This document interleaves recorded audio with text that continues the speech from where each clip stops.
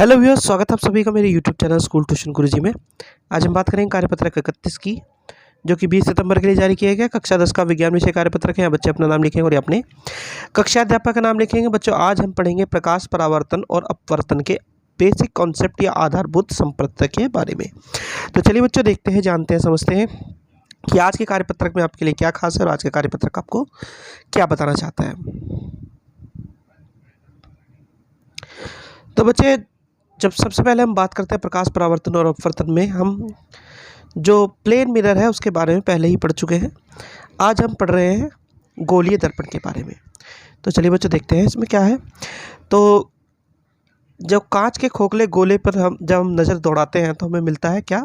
गोलीय दर्पण को समझने का एक छोटा सा मौका, क्योंकि ये गोल होता है और घुमावदार टुकड़ों से गोलीय दर्पण बना सकते हैं हम। ऐसे दर्पण जिनका परावर्तक पृष्ठ कैसा हो, गोलाकार होता है, गोलीय दर्पण कहलाता है। यानी कि जिनका परावर्तक पृष्ठ गोलाकार हो, उन्हें वो गोलीय दर्पण कहलाते हैं। अब गोलीय दर्पण दो प्रकार के होते हैं बच्चों। गोलाकार दर्पण के जिसका परावर्तक सतह अंदर की ओर घुमावदार हो, अर्थात गोले के केंद्र की ओर होती है, तो वो अवतल दर्पण कहलाता है। और अगर ये बाहर की तरफ हो तो, या गहराई की तरफ हो, तो ये उत्तल दर्पण कहलाता है बच्चों, जैसा कि ये दिखाया हुआ है बच्चों। अब इसके कुछ हिस्से बोल लीजिए या चीज़ें बोल लीजिए जो हमें देखने को मिलती हैं। तो इस पूरे अगर घेरे को हम पूरा करें तो बीच में आता है पी, जिसे हम पोल बोलते हैं, और इस पे से एक सीधी रेखा जो आती है आखिरी तक, यानी कि पूरे के पूरे इस रेडियस पर जो है, पूरी त्रिज्या पर जो है पूरी रेखा चलती है, वो कहलाती है वक्रता त्रिज्या।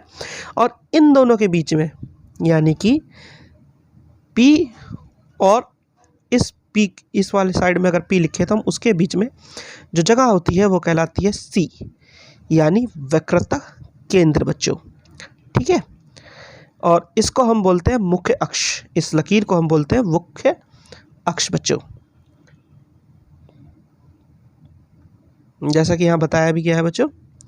गोलीय दर्पण से संबंधित महत्वपूर्ण शब्दावली: वक्रता केंद्र, गोलीय दर्पण का परावर्तक पृष्ठ गोले का एक भाग इस गोले का एक केंद्र है। इस बिंदु को गोलीय दर्पण का वक्रता केंद्र कहा जाता है। इसे सी अक्षर से निरूपित किया जाता है। ये वाला जो भी हमने पढ़ा। फिर है वक्रता त्रिज्या, यानी रेडियस ऑफ कर्वेचर, गोले की त्रिज्या जिसमें गोलीय दर्पण का परावर्तक पृष्ठ बनता है। दर्पण की वक्रता त्रिज्या, इसे किससे दर्शाया जाता है बच्चों? इसे पी से दर्शाया जाता है बच्चों। से पी से नहीं, आर से दर्शाया जाता है। ठीक है, कंफ्यूज मत होइएगा, इसे आर से दर्शाया जाता है। फिर आखिरी में आता है मुख्य अक्ष। ठीक है, ये वाली लाइन जो पूरी लकीर बनती है, गोलीय दर्पण के ध्रुव तथा वक्रता केंद्र से गुजरने वाली रेखा को मुख्य अक्ष कहते हैं बच्चों। तो बच्चों, ये तो बात है आपके कार्यपत्र की। अब जरा प्रश्न उत्तर देख लेते हैं। प्रश्न उत्तर में पहले अभ्यास में बच्चों आपको दिए हैं सही विकल्प चुने। तो पहला है, ऐसा दर्पण जिनका परावर्तक सतह घुमावदार होती है कहलाते हैं। तो ऐसे दर्पण जिनकी परावर्तक सतह घुमावदार केंद्र कहते हैं बच्चों। ठीक है, अब जरा इसका तीसरा भाग देख लेते हैं बच्चों। तीसरा भाग है गोलीय दर्पण के ध्रुव और वक्रता केंद्र से गुजरने वाली सीधी रेखा। तो इसे क्या कहते हैं बच्चों? मुख्य अक्ष कहते हैं। इसे मुख्य अक्ष कहते हैं। फिर है चित्र में दिया गया दर्पण। तो चित्र में दिया गया दर्पण कैसा है बच्चों? चित्र में दिया गया दर्पण है आपका अवतल दर्पण। ठीक है, ऊपर देख लीजिए आप, ये अवतल दर्पण है। अब जरा प्रश्नोत्तर के दूसरे भाग को देख लेते हैं बच्चों। दूसरे भाग में है आपके निम्नलिखित कथनों के लिए सही या गलत लिखें। तो बच्चों, पहला है, ऐसे दर्पण जिनका परावर्तक पृष्ठ गोलाकार होता है गोलीय दर्पण कहलाते हैं। तो ये सही है। फिर है, गोलीय दर्पण के ध्रुव और वक्रता केंद्र से गुजरने वाली सीधी रेखा के मुख्य अक्ष कहते हैं। तो ये भी सही है बच्चों। तीसरे पे, गोले की त्रिज्या जिससे गोलीय दर्पण का परावर्तक पृष्ठ बनता है, दर्पण की वक्रता त्रिज्या कहलाता है। ये भी सही है। फिर है, समतल दर्पण गोलीय दर्पण का उदाहरण है। तो ये गलत है, क्योंकि समतल दर्पण समतल होता है और गोलीय दर्पण गोलाकार होता है बच्चों। तो ये गलत हो गया है। चलिए अगला देखते हैं। अब उत्तल दर्पण गोलीय दर्पण नहीं है। तो अवतल और उत्तल दोनों के दोनों गोलीय दर्पण है बच्चों।